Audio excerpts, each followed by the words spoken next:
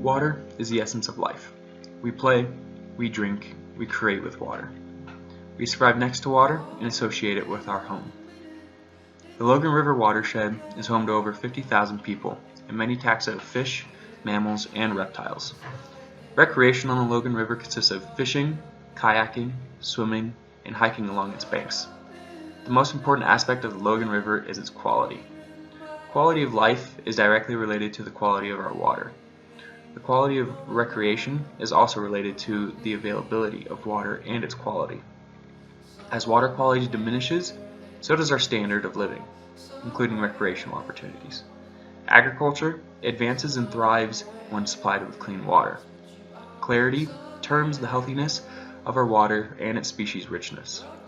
Water in the Logan River is essential to an array of many life. Its quality, clarity, and biodiversity is at risk. Recreational use on a river system requires the removal of native vegetation. Vegetation that's ultimate causation is to protect, filter, and create home for many species. Recreational use is not the only factor depleting our lentic ecosystems.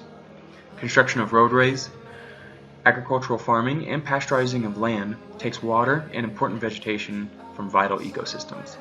That important vegetation is called the riparian zone. Riparian buffer zones are areas of dense vegetation. They help shade, filter, and reduce erosional effects on riverbanks. A so-called riparian buffer zone works in multiple ways. Having dense vegetation, buffer zones cut down on surface erosion, reducing additional sediment loading and foreign contaminants from entering the ecosystem. However, surface water is not the only worry when it comes to contamination.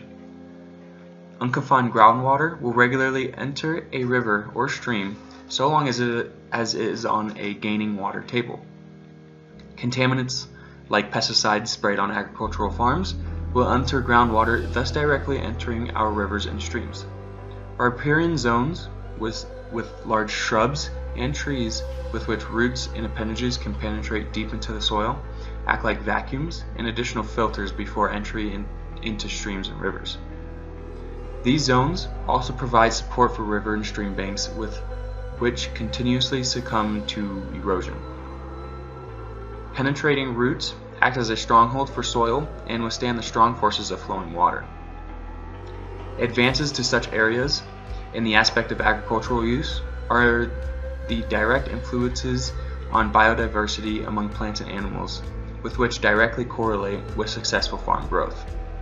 Reduced erosion allows for a firm grasp of land ownership and property barriers. Logan River's riparian habitat is at risk. Now that you know what effects a reduced riparian zone can have on agricultural land and natural landscapes, I have proposed a plan illustrating what needs to be done in order to help Logan's rivers. I have selected a short section of the Logan River that runs along agricultural land to focus on. Here, you will see two buffer zones proposed on the river. First, the outer buffer zone displayed by a black line shows what land use is in direct contact with the river. As seen, most of the land is open to grazing pasture and hay or alfalfa fields. Land open to grazing and pesticide use, located beside rivers and streams, is detrimental to its quality, as explained before. And second, the inner buffer zone, colored in transparent blue, is proposed developmental zones for riparian restoration or implementation. With this plan, not only will the Logan River thrive in biodiversity, but so will agricultural growth. Eutrophication will diminish, followed by decreasing hypoxic conditions, and an overall increase in ecosystem rejuvenation. Our water here in Logan is our life. Let's keep it that way.